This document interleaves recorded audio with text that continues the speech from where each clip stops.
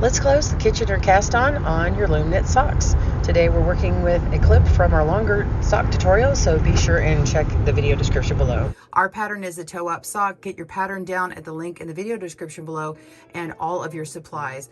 Welcome to Good Knit Kisses. We're all about helping you stitch your love and love your stitches. All right, let's say you've gone ahead and knitted to the right length, less the length that you need for your heel up here. Just flip this around so you're not reading the numbers left-handed. But I do want to point out before we move on that on the heel toe side, that's actually where you're going to see it totally without a seam. There's nothing to be pulled in. Now the Kitchener cast on is actually showing up on the front side. So if you flip it over, you're going to see it there. I just want to clarify, it's going to be on this front side here, basically at the top of your sock. So this area here is going to need to be closed up, and we're going to just pull all of those stitches in. So that's the next part that we're going to do. If you want another tutorial that shows you how to do it with a really large gauge yarn, it's actually super bulky gauge yarn, I've got a tutorial down below. It's not on a sock, but it's doing the exact same thing in larger stitches. All right, so let's go ahead and do that now. Let's close the Kitchener cast on. We're going to work on the right side of our project. We're not pulling it inside out at this moment. And we're going to start at the opposite end of your yarn tail. So let's find that yarn tail. It's right here. And we're going to go to the opposite end. And we're going to gently pull on the second or third loop from the corner. And this will close the gap and create knit stitches to evenly join the two sides. And you can see I have my anchor yarn coming out here, so that's a really good indicator of where you need to start. And we've got, let's see, 2 stitches, 3 stitches here. So I'm going to just kind of pull on a few of them just so you can see which direction it's coming from. Let's pull here. Oh yeah, so we can see that one going. Let's use our loom tool.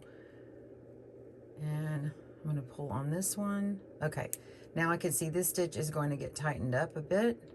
Just pull on that and then go to the next one.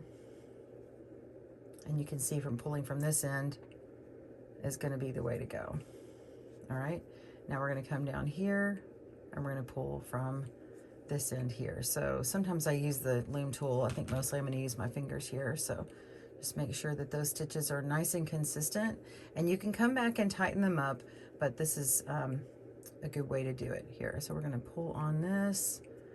So it's going from the top part here, tighten that up, and let's go from the bottom part of this next strand here. Okay, kind of just set aside our longer strand and then go to the next short one, pull from the top. We're just going to continue that pattern going all the way down.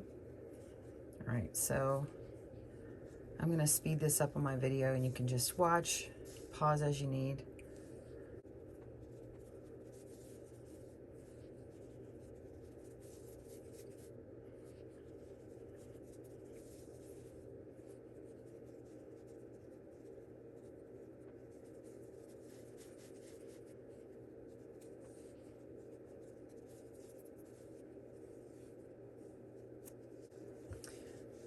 All right, so I'm just going to stop there for a moment, and you can see my stitches that I've been doing is this row right here, and right above it is they're smaller stitches, and down here are smaller stitches. So just kind of follow along this row here until we get closer in, and I can just pull on these stitches and try to match that gauge a little bit better now that I can really see my stitches.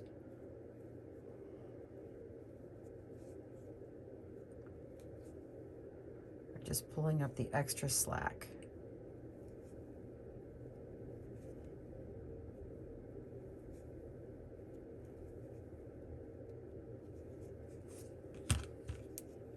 There we go.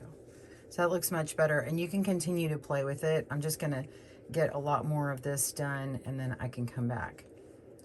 All right, so continue on there, pause your video, and we'll come back to that point and I'll tighten it up a little bit and show you where I am. You want to make sure that you have worked all the way until you have 1 to 2 strands left at the end, and that's where we'll meet up to finish this out. All right, I'll see you there.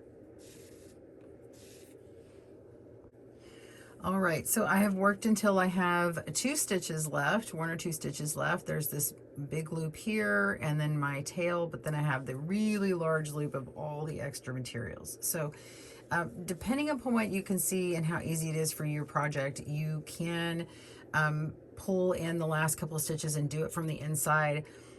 I have found that it doesn't always work well for me unless I have a larger gauge. So for me, I'm just going to finish this off from the right side because I can see the stitches so well, and for me it becomes a mess when I pull it inside. So I'm going to go back to this nice loop here and find the rest of my stitch and just pull on it like I had been doing.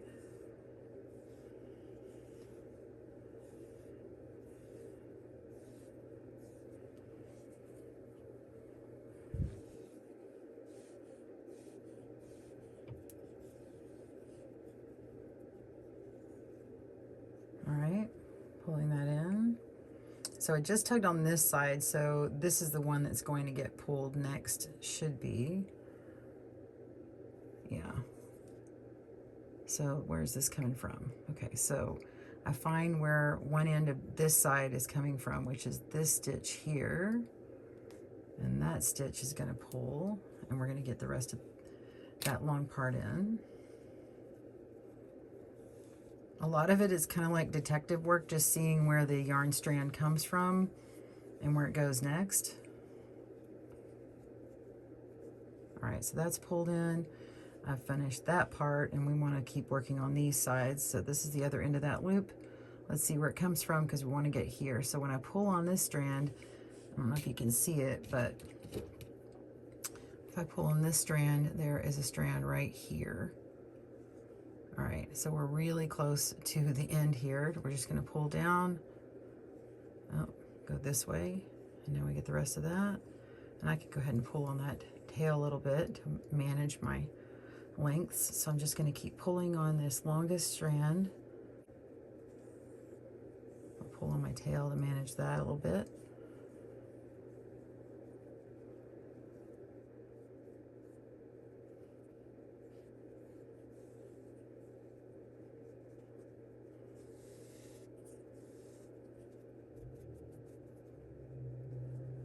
There we go, we pulled that, and now we should be able to pull on our tail.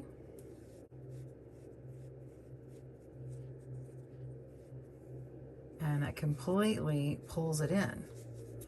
Isn't that nice? And so you can see that original anchor yarn coming out here and on this other side over here, and now you can just take that out, untie it, and pull it through. And the only thing left to do is pull this tail in and cut it. Well, first you cut it, and then you can put it through here and finish it off. So find the place to go inside and pull it through. So I'm just going to reach inside here and find my needle so it doesn't go through the wrong stitch, and then turn this inside out. And now we can pull that through. And you can see we have our yarn tails that you'll end up weaving in later. So for now, I'm just going to keep them inside here because I don't need to mess with them. You can go ahead and finish that part off if you like. And for now, it actually looks kind of finished. All right, so you are ready to start on your heel section. Thanks for joining us today, where we help you stitch your love and love your stitches. See you again soon.